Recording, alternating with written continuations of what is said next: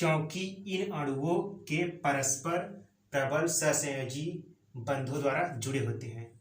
ठीक, जो ठोस मतलब सॉलिड, द्रव लिक्विड, ठीक, गैस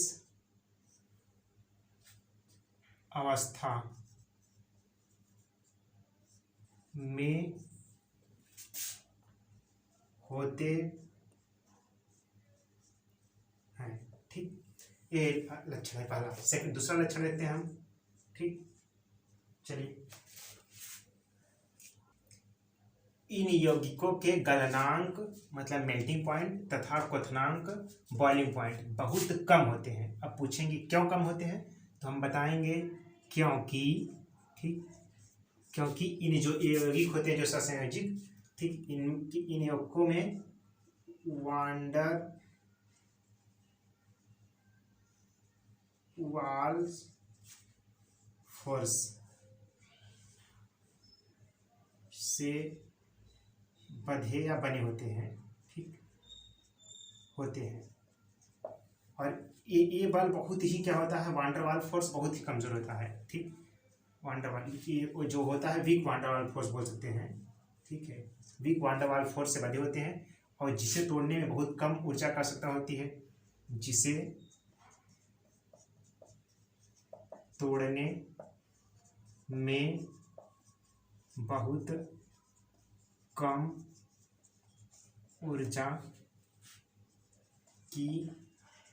की आवश्यकता होती है।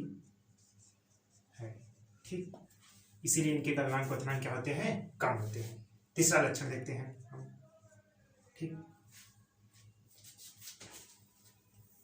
ये यौगिक अध्रुवीय विलायकों मतलब नॉन पोलर सॉल्वेंट में विलय होते हैं। ठीक, आप पूछेंगे क्यों। ठीक, क्यों, तो उसका जवाब है क्योंकि। ठीक, क्योंकि ये जो यौगिक होते हैं वो यौगिक ही क्या होते हैं, ये यौगिक अध्रुवीय होते हैं। ये यौगिक अध्रुवीय अणु होते हैं। ठीक, जब ये अध्रुवीय होंगे तो क्या होंगे, अध्रुवीय विलायकों में ही घुलनशील होंगे।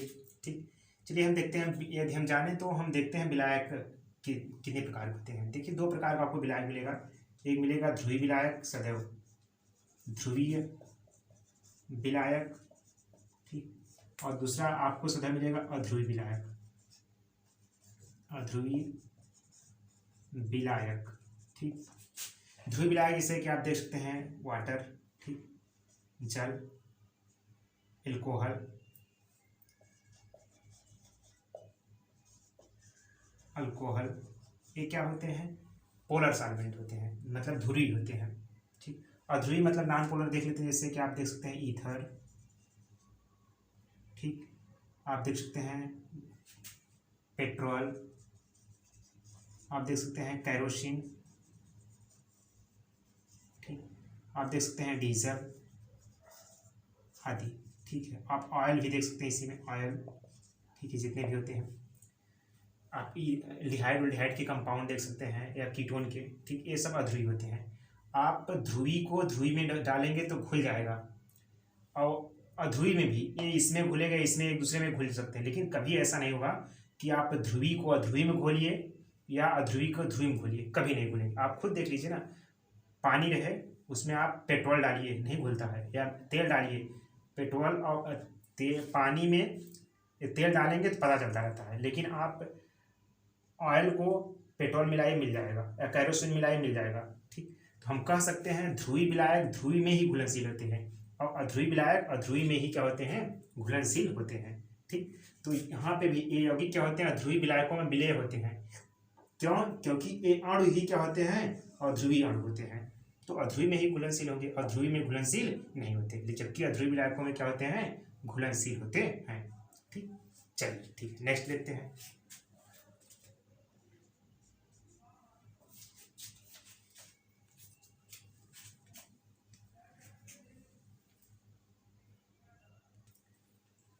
ए यौगिक द्रव अवस्था, मतलब द्रव अवस्था क्या होगा, विलय होगा, विलायक होगा, ठीक, में सामान्यतः आयनित नहीं होते। हमने वर्ड बोला सामान्यतः क्या होते हैं, आयनित नहीं होते। अब आप पूछेंगे क्यों, ठीक, तो हम जवाब देंगे क्योंकि ए यौगिक ए सह संयोजी बंध द्वारा बने होते हैं या बंधे होते हैं, बने होते हैं, ठीक। जब वे सहसंयोजी बंध द्वारा बने होंगे तो स्वाभाविक है भैया कि इन्हें आप तोड़ेंगे तो ये अपना संयोज, उसमें क्या होगा, साझिक इलेक्ट्रॉन रहेगा, ए भी अपना इलेक्ट्रॉन अणु लेगा और बी जो तो रहेगा अपना इलेक्ट्रॉन लेगा, तो आयन अवस्था में आएंगे नहीं, तो ये क्या होते हैं, एक समानता, इसलिए आयनित नहीं होते हैं, ठीक। लेकिन अपवाद केस तो सब जगह है, अपवाद, ठीक, अपवाद मीन एक्सेप्शन है सब जगह, ठीक, एक्सेप्शन सब जगह है। एक्सेप्शन क्या है देखते हैं हम, जैसे मान लीजिए आप H2O देखिए, ठीक, पानी कोई विलायक है, इसमें HCl घोल दीजिए, डाल दीजिए, तो हम देखते हैं कुछ समय बाद ए टूट जाता है H3O पे प्लस Cl पे माइनस, ठीक।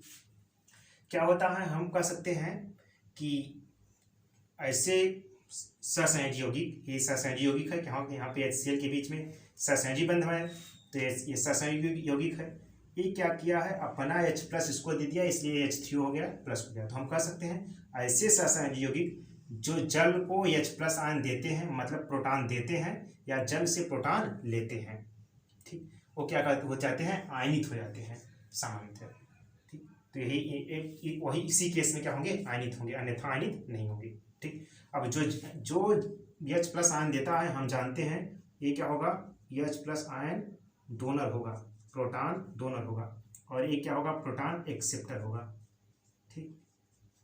हमें पता है ऐसे यौगिक जो H प्लस आयन देते हैं वो क्या कहलाते हैं, एसिड, वो क्या होते हैं, एसिड, और जो प्रोटॉन एक्सेप्टर होते हैं वो क्या कहलाते हैं, बेस, ठीक। चलिए नेक्स्ट पॉइंट देखते हैं, ठीक।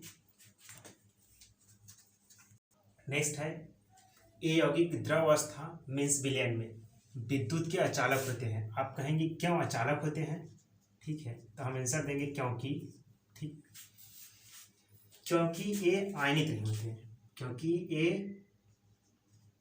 आयनित नहीं होते हैं, ठीक। जब आयनित नहीं होंगे विद्युत के कुछ अलग होंगे, ठीक, सामान्यतः, ठीक। किंतु एक्सेप्शन है, हमने देखा है कहीं कहीं ये भी क्या होते हैं, आयनित हो जाते हैं, एक्सेप्शन तो सब जगह है, ठीक है। यदि कोई भी चीज प्लस में या माइनस में, मतलब आयनों में टूट जाएगी, स्वाभाविक है विद्युत का सुचालक हो जाएगा, ठीक। और ये क्या होते हैं, आयनित नहीं होंगे तो अचालक होते हैं, लेकिन जब ये टूटेगा, एक्सेप्ट केस क्या है, ठीक। एक्सेप्शन हमने अभी देखा है, जैसे कि आप लोगों ने एक एग्जाम, हमने एक्सेप्ट केस देखा कि HCl है, जब इसको हम जल में घोलते हैं तो क्या करता है, ऐसे सहसंयोजी यौगिक अपना H प्लस आयन इसको दे दें जल को, या जल से H प्लस आयन ले लें, तो क्या होंगे, आयनित हो जाएंगे, H3O पे प्लस हो जाएगा, Cl पे माइनस। जैसे ये होगा, ये प्लस में माइनस में आयनों में हो गया तो विद्युत का संचालन करेंगे, विद्युत के सुचालक हो जाएंगे। या तो आप और केस दे सकते हैं, CH3 COOH, ठीक, प्लस H2O, ये है एसिटिक एसिड, ठीक। जब इसको हम जल में डालते हैं तो ये क्या होता है, ये अम्ल आयनित हो जाता है, अपना H प्लस आयन इसको दे देता है, वो हो जाता है H3O पे प्लस CH3 COO पे माइनस। ये देखिए आयन हो गए, ये आयन हो गया, विद्युत के संचालन करने लगेंगे, ठीक। या तो और आप केस दे सकते हैं, NH3 अमोनिया, ठीक। अमोनिया को जब हम जल के साथ क्रिया कराते हैं, जल में घोलते हैं, तो यहाँ क्या होता है, हमने कहा है ऐसे यौगिक या तो जल को H प्लस आयन प्रोटॉन दें या जल से प्रोटॉन लें, वो ही क्या होते हैं, आयनित होते हैं और विद्युत का संचालन करेंगे, ठीक। जब H प्लस आयन, यहाँ पर अमोनिया क्या करता है, जल से H प्लस आयन ले लेता है, तो हो जाता है NH4, ठीक है, NH4 पे प्लस हो जाता है, और H यहाँ से लेता है तो यहाँ पे क्या हो जाता है OH पे माइनस हो जाएगा। ठीक, एक विद्युत क्या होंगे, संचालन करने लगेंगे। तो ठीक, एक इस सिचुएशन में एक्सेप्ट केस नहीं होगा जब सहसंयोजी यौगिक जल को H+ आयन दें या प्रोटॉन दें या जल से प्रोटॉन लें, तब आयनित हो जाते हैं और विद्युत का संचालन करते हैं। ठीक, नेक्स्ट पॉइंट देखते हैं। ठीक, अगला पॉइंट देखते हैं। इन यौगिकों की प्रकृति क्या होती है, दिशात्मक, मीन्स डायरेक्शनल होती है। जब डायरेक्शनल होती है तब क्या होंगे, तो ए समावयवता, ठीक, प्रदर्शित करते हैं,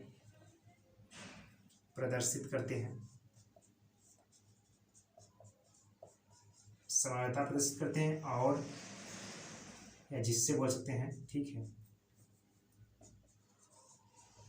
जिससे इनकी ज्योमेट्री, ठीक, ज्योमेट्री निश्चित होती है,